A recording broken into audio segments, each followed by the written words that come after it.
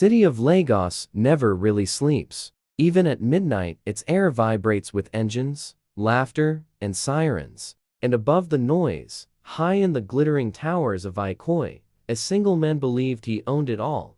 Chief Obinna Agu.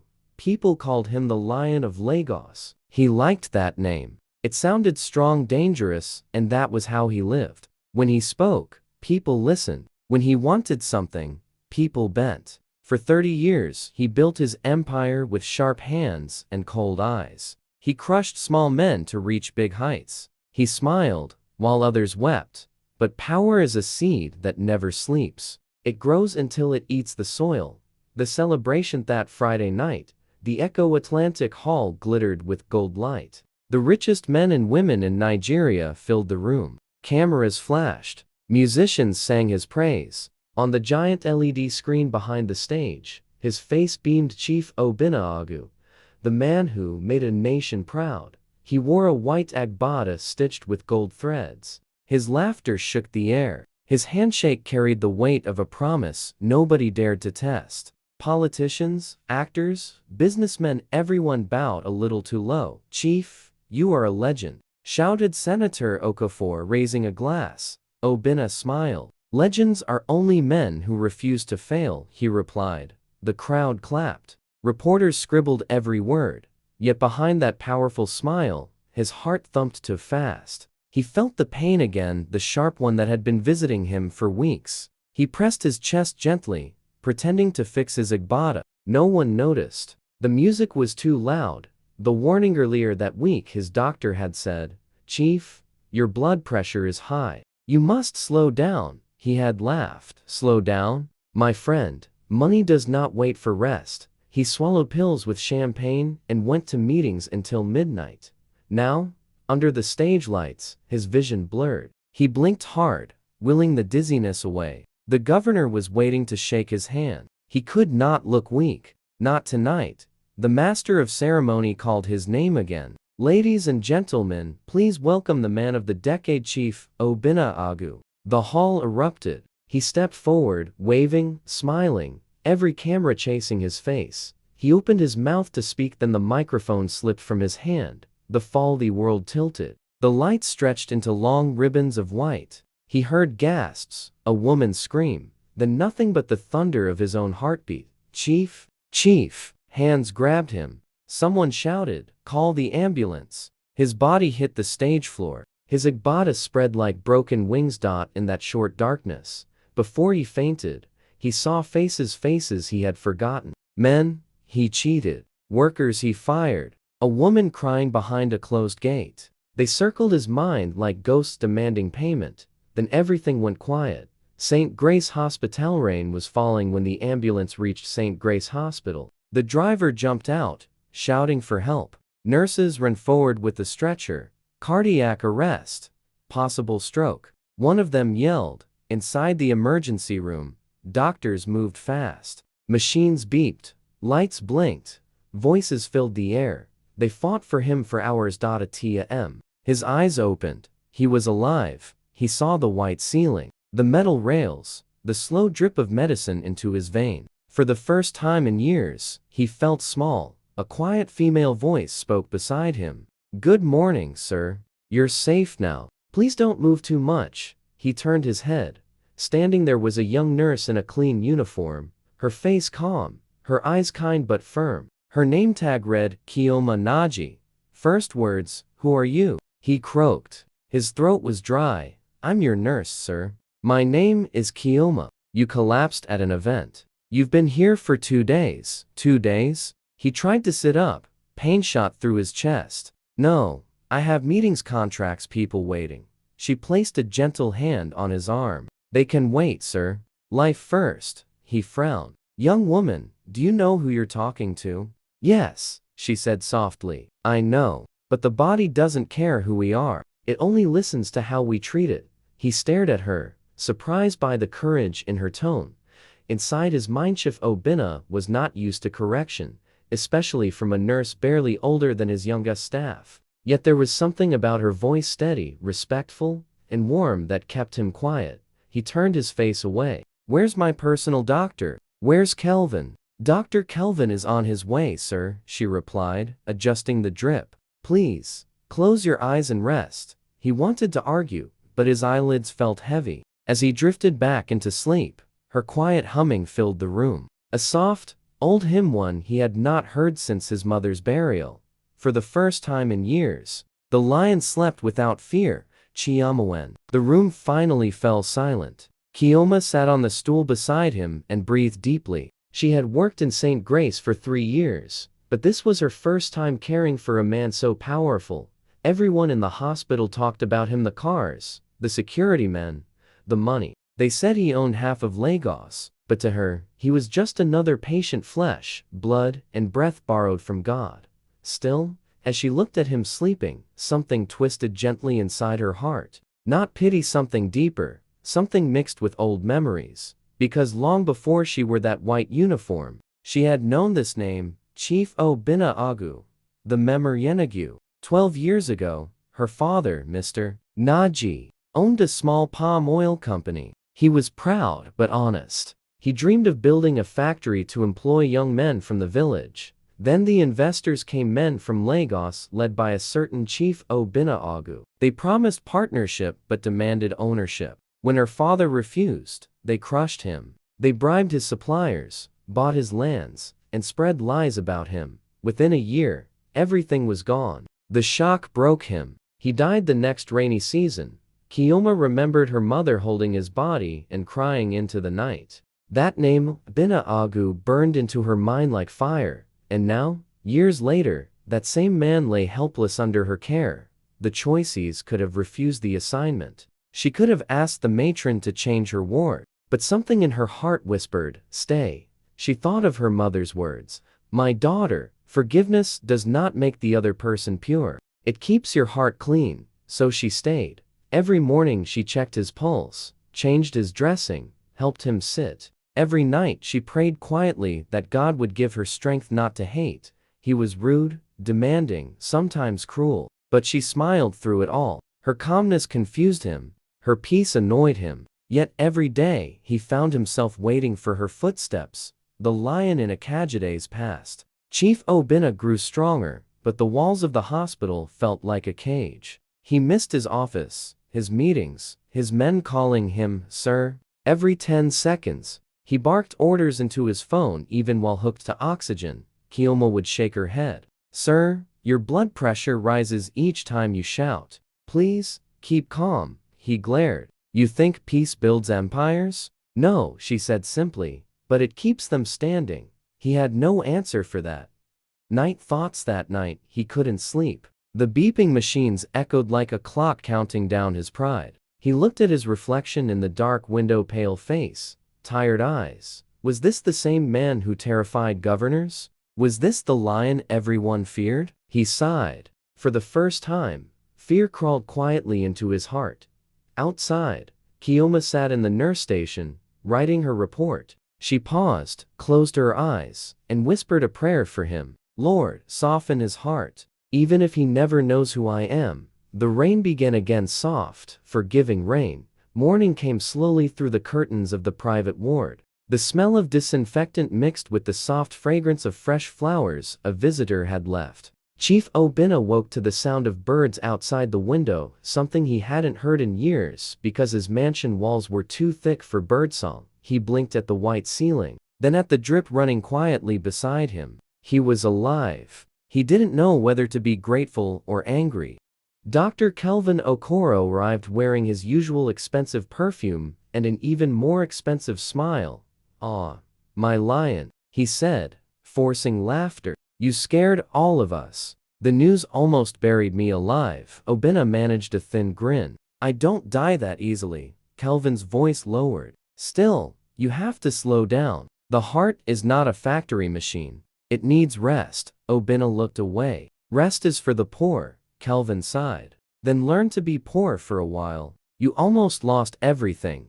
Kioma entered quietly with a tray of breakfast oats, fruit, and tea. She greeted them politely, placed the tray on the table, and checked the monitor beside the bed.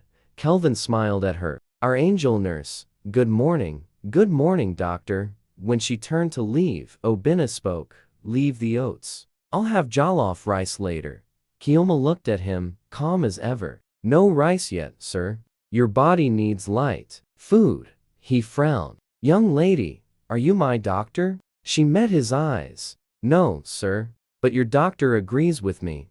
Kelvin tried not to laugh. She's right, Chief. Obinna hissed softly but obeyed. When they left the room, he stared at the bowl of oats like it was an insult. Then he tasted it. It wasn't so bad. Keoma's corner at lunchtime. Keoma sat under the mango tree behind the hospital eating rice from a nylon pack. Her friend, Nurse Gozi, joined her. Me. How is our big man doing? Gozi asked. Keoma smiled faintly. Still roaring, but the roar is weaker. Gozi giggled. I heard he threw his phone this morning. He missed it. It hit the pillow.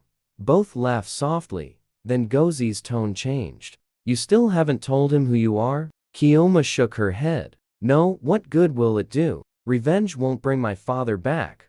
Gozi sighed. You're stronger than me. If it were me, I would have poured him medicine mixed with pepper. Keoma laughed.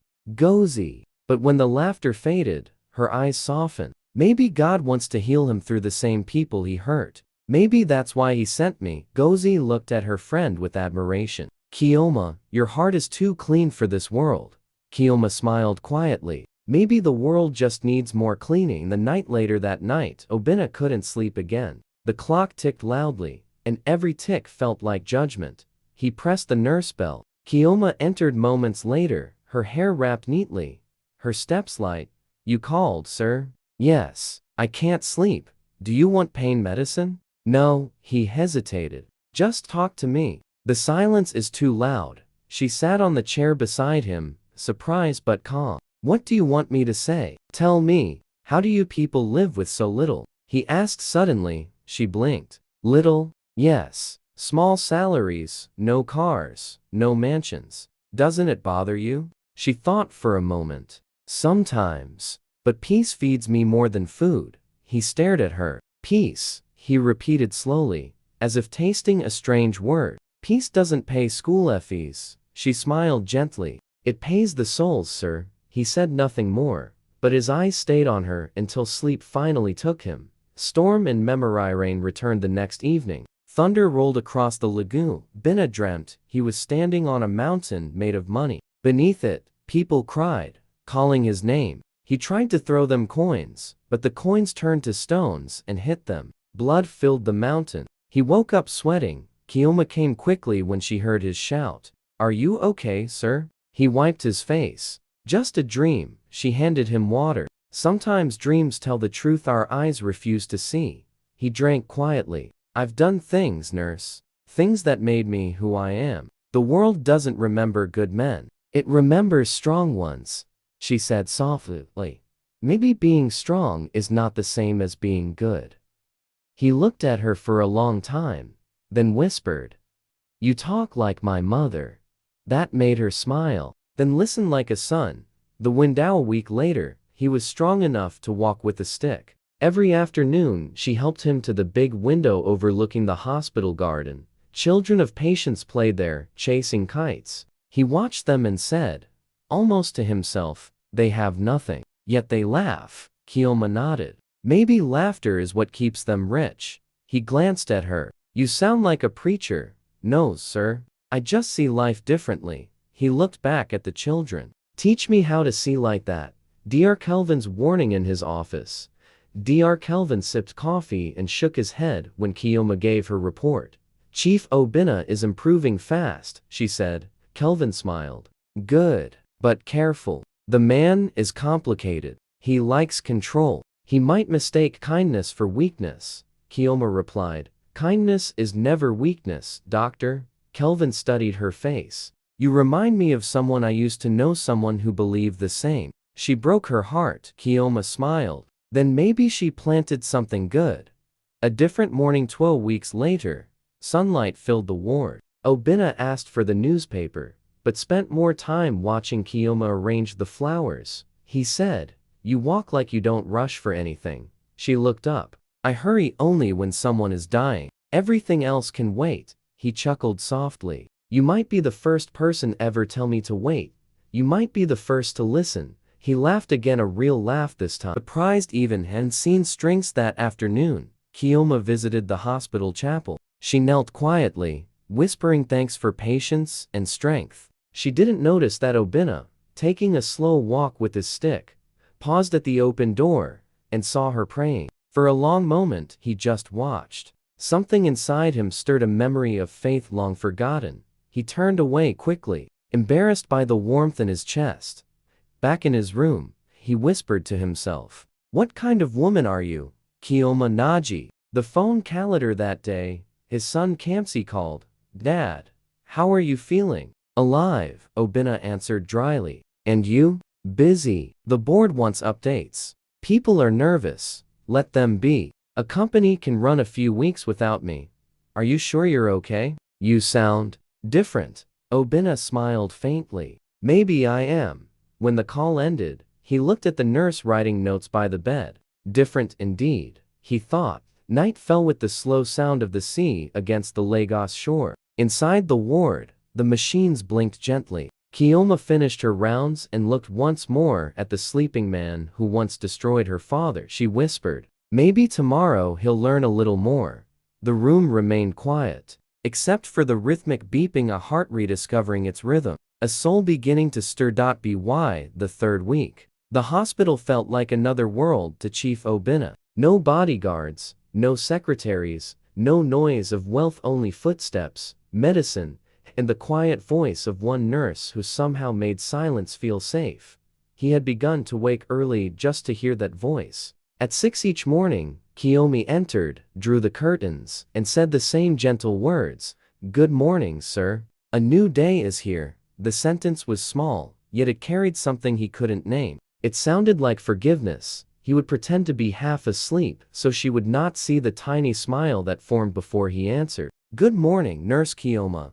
I'll walk among strangers." When the doctor finally allowed him to walk outside, Kioma guided him slowly through the hospital garden. Patients sat under trees, reading, praying, or staring at the sky. For them, life had paused. For him, it had never truly begun. A little boy waved at him. The boy's head was wrapped in bandages, but his grin was bright. Obinna raised his hand awkwardly in return. Kioma noticed. He waves at everyone. He believes greeting brings healing. Obinna chuckled. Then Lagos must be sick. Nobody greets there. She laughed softly, and for a moment the world around them felt lighter. Behind the mask that night, Obinna sat alone in the ward thinking of that laughter. He opened his phone and scrolled through pictures of his past. Buildings that touched the clouds, banquets with ministers, his son standing beside a private jet. Not one photo showed true laughter. Not one showed peace. He turned the screen off. "Who did I become?" he whispered.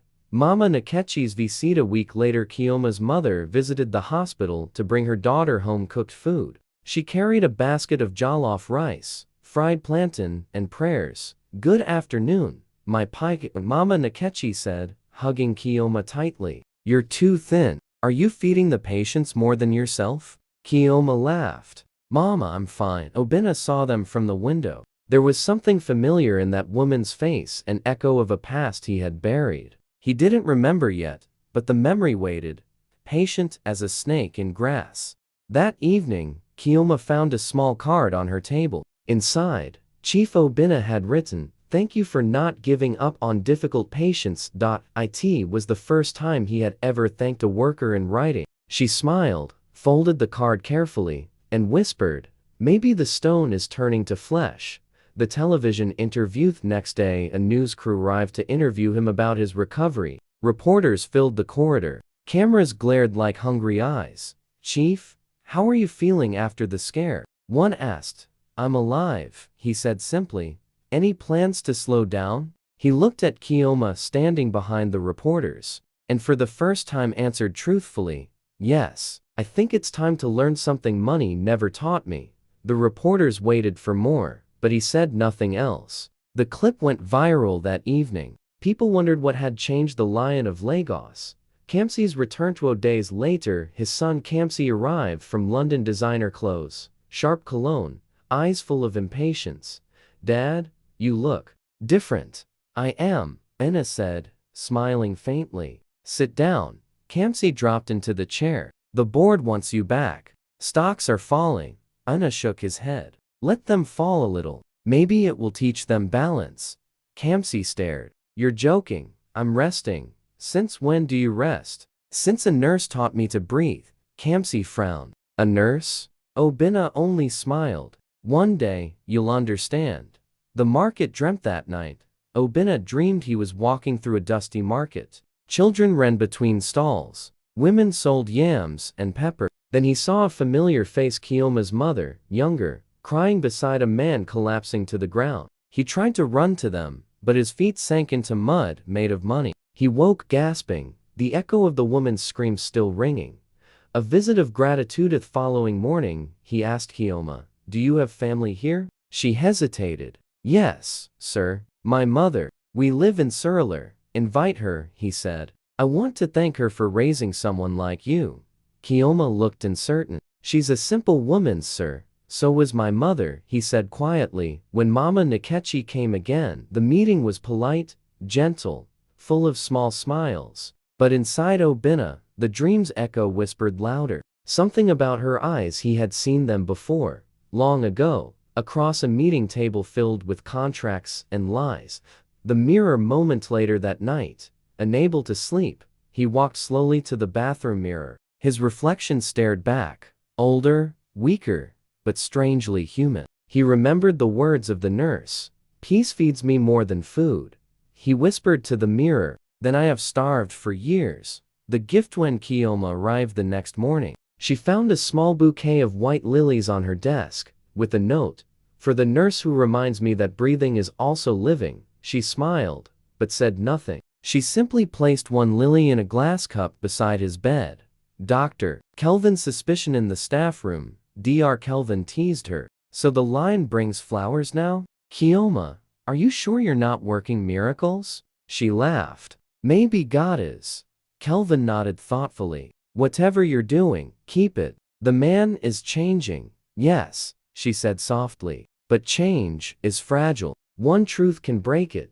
He looked puzzled, but she turned away before he could ask what she meant.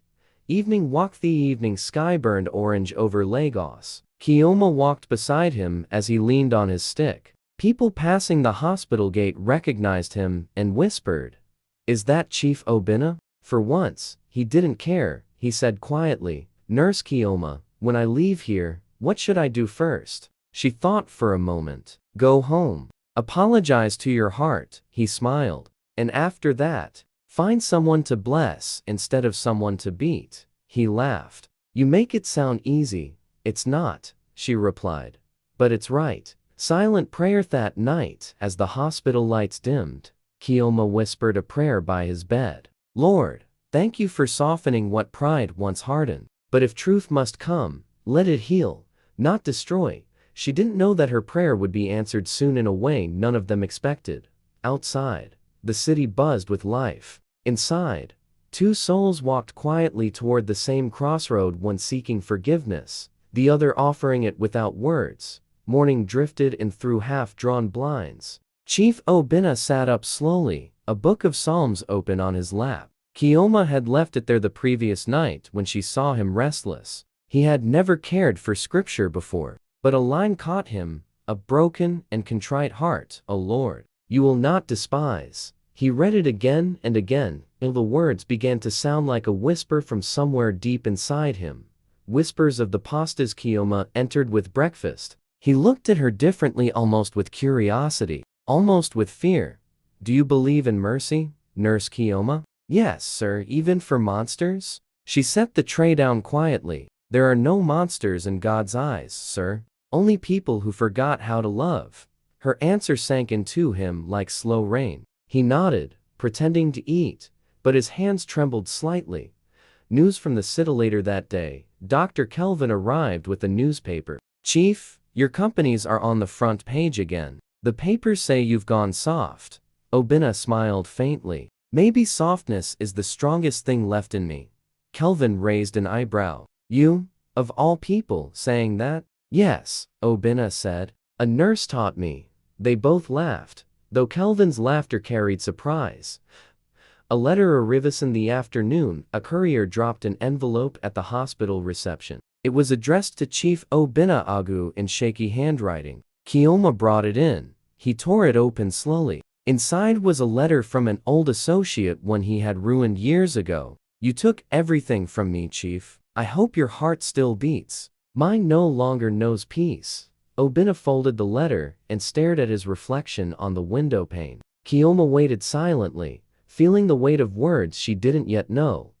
He said quietly, every sin writes its own letter. It just waits for the right day to be delivered. The flash of Mamorath that night, as thunder rolled, his dream returned. The market, the man falling, the woman crying. This time, he saw her face clearly. Mama Nkechi. He woke, shouting her name. Kioma rushed in. Sir, what is it? He stared at her, eyes wide. Your mother. Have we met before? She froze. I don't think so, sir. But the tremor in her voice told him there was more. He didn't press. Not yet. Fear and guilt mixed in his chest like smoke and fire.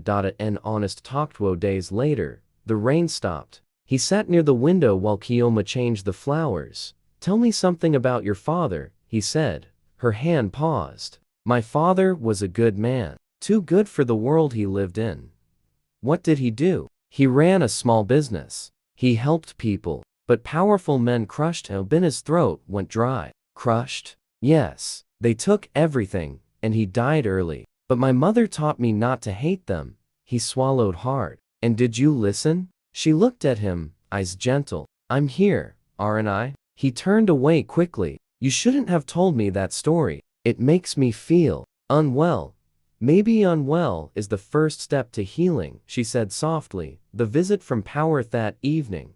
A convoy of black SUVs stopped outside the hospital. Politicians, journalists, bodyguards, they all came to see the great chief. They brought gifts, promises, noise. Obinna listened for a while, then said, leave. They stared, confused. I said leave. I'm tired of noise. When the room finally emptied, only Kioma remained. She smiled. The mighty have fallen, sir. He smiled back. Maybe the mighty are learning to stand properly. Kamsi and the nurse Kamsi started visiting more often. He watched his father's quiet change and couldn't understand it. One day, he cornered Kioma near the nurse station. What are you doing to him? Doing? She asked. Yes. My father talks like a preacher now. He even prays. That's not him. Kioma answered calmly. May he just found peace. Kamsi scoffed. Peace doesn't come in white uniforms, she smiled. Maybe not, but it can start with kindness. He had no reply. Seeds of kindness. A few days later, Obinna asked Kioma, what would you do if you had 10 million naira? She laughed. Sir, I've never seen 1 million. Imagine it. I'd build a small clinic in Enugu, a place where poor people can be treated for free. He nodded slowly. A small dream. Small dreams grow big when watered with love, she replied. He looked away to hide the emotion rising in his eyes. Maybe I have some watering to do. The hidden photo. While cleaning the side table, Kioma noticed a half-torn photograph tucked under his documents. It showed a young Obinna shaking hands with a man, her father. The picture was from a newspaper cutting long ago. Her chest tightened. Proof. She slipped the photo back quietly, fighting tears. Not now, she whispered to herself. Not while he's still learning to love. The rumor word spread through the hospital that Chief Obinna Agu and the nurse were closer than normal. Some staff whispered. Others smiled knowingly. Dr. Kelvin called Kioma into his office. People talk. Are you all right?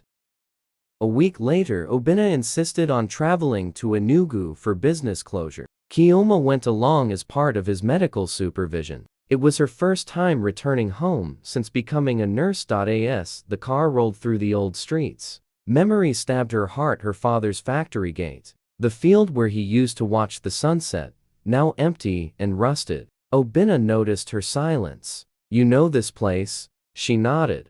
It looks like home. He said nothing. The words "so it is" stayed trapped in his throat. The old Gadadi stopped by chance, at least that's what he thought, beside the remains of a factory. The faded sign read Naji Palm Oil Company. Kioma's breath caught.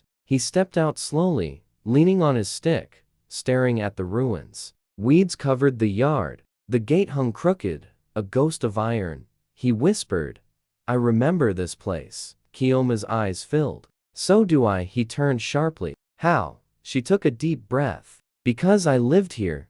The wind stilled. Even the dust seemed to listen. He stared at her, eyes wide, voice shaking. "Who are you?" "I am Chief Obinna," she said, her voice calm but heavy. "The daughter of the man you destroyed." The silence for a long moment, neither spoke. Birds moved in the distant trees. A motorbike passed on the road, fading quickly. Obinna's stick slipped from his hand. He leaned against the broken gate, breathing hard. "God," he whispered. "It's you. It's really you." Keoma wiped her tears. "I didn't come for revenge, sir. I came because someone had to show you what love looks like when it forgives." He fell to his knees in the red dust. "I'm sorry," he said, the words trembling out like a child's. "I was blind. I killed more than a man. I killed my own peace." She reached out her hand. "Then stand, sir. Forgiveness is not found in the dust." He took her hand and stood, weak, broken, yet somehow lighter. The drive back. No one spoke during the drive back to Lagos. The car moved through rain, each drop on the glass sounding like a confession. Keoma stared out the window, whispering a prayer for him. Obinna sat with eyes closed, whispering a prayer for her new morning. Next morning at the hospital, he asked Dr. Kelvin to gather all his company directors. "Gentlemen," he said, voice firm but calm, "I have debts money can't repay. From today, our profits will carry a tithe to build a foundation for families crushed by grief. Starting with the Naji Foundation." They stared in disbelief. Kamsi entered mid-meeting, confused. "Dad, what are you doing?" "Building what I once broke," Obinna said. Keoma stood quietly in the corner, tears shining like morning dew. The change begins from that day. Everything about him shifted. He smiled at strangers. He called employees by name. He asked Kamsi to learn charity work with Keoma. Slowly, suspicion in Kamsi's heart melted into respect. He began to see that wealth meant little without goodness. Keoma watched all this and felt her own heart heal in ways she hadn't expected. Forgiveness, she realized, wasn't a gift to him alone, it was freedom for her too. Rumors and noise. Good deeds travel slower than gossip. Within a week of the announcement, Lagos was buzzing again. The Lion of Lagos has gone mad. Chief Obinna gave half his company to charity. Is it guilt or witchcraft? Every radio host had an opinion. Every headline carried his picture. But behind the noise, one truth lived quietly. The old lion had found peace. Inside the hospital garden, he sat under the mango tree, watching Keoma read children's Bible stories to a group of young patients. He listened, smiling. Once, he would have seen this as a waste of time. Now, it sounded like healing. Kamsi stormed into the garden, phone in hand. "Dad, the shareholders are furious. You can't just give money away." Obinna didn't look up. "They'll survive. You're ruining everything you built." "Maybe everything I built was already ruined, son." Kamsi clenched his fists. "All because of her?" Obinna's voice hardened. "Mind your words, Kamsi." Keoma stood, trying to ease the tension. "Please, sir, him speak." "No," Obinna said quietly. "He'll understand later." Kamsi glared at both of them and walked away. But the seed of conflict had been planted, and storms grow fast in rich soil. The newspaper interview days later, a reporter cornered Keoma at the hospital gate. "Miss Naji, are the rumors true? Did you charm Chief Obinna to gain his fortune?" She froze. "That's not true." He pressed further. "Are you aware the public calls you the nurse who bewitched a billionaire?" Before she could answer, Dr. Kelvin appeared. "That's enough. Leave my staff alone." The reporter left, but the damage was done. By evening, social media was on fire. Obinna saw the posts and felt his blood boil. He called Kamsi. "Who leaked this?" Kamsi hesitated. "People talk, Dad." "Did you?" Silence. Then a click. The line went dead. The television debate that night, a live talk show, discussed him. On screen, a famous business analyst said, "Chief Obinna Agu is finished. He's letting emotion destroy reason." A second guest added, "This so-called nurse is a con artist. Watch, she'll own his empire soon." Obinna switched the TV off, his hands shaking. But when he looked up, Kioma was standing in the doorway. "Let them talk," she said softly. "Truth doesn't need defense. It just needs time." He nodded, his anger fading into sadness. "You shouldn't have to suffer for my past." She smiled faintly. "Maybe this is the price of change." Mama Nkechi's strength news reached Enugu. Mama Nkechi heard the gossip but refused to worry. She told her neighbors, "People talked when Jesus healed too. Let them talk." She wrote a letter to her daughter. "Kyle, storms don't last. If your heart stays clean, the wind will clean the sky for you. Remember who you are and whose you are." Kioma read the letter that night and felt courage flow back into her. Dr. Kelvin's Counsel Kelvin visited Obinna's ward late in the evening. "You can't fight everyone, Chief. If you answer every insult, you'll return to the man you were." Obinna sighed. "Then what do I do?" "Keep doing good. People forget noise faster than kindness." Obinna smiled. "You sound like Kioma." Kelvin chuckled. "Maybe she's rubbing off on all of us."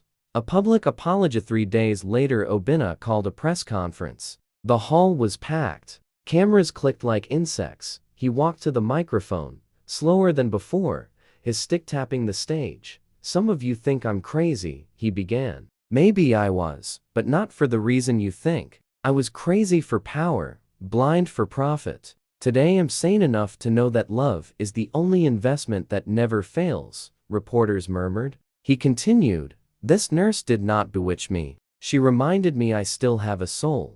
He bowed his head and walked off stage. The room fell silent. No one expected humility from a man once feared. The night of fire, but truth invites enemies. That night, an unknown arsonist set fire to one of the Foundation's new warehouses. Flames painted the sky red. Sirens wailed through the streets.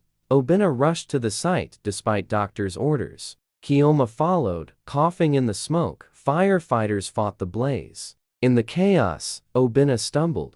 Kioma grabbed him, shielding him from falling debris. When the flames finally died, the building was gone, but no lives were lost. Reporters arrived again. Obinna faced the cameras, soot on his face. "They can burn walls," he said, "but they can't burn mercy." The weakness returns back at the hospital. Exhaustion hit him. His heart monitor beeped irregularly. Dr. Kelvin shouted orders. Nurses rushed. Kioma held his hand. "Breathe, sir.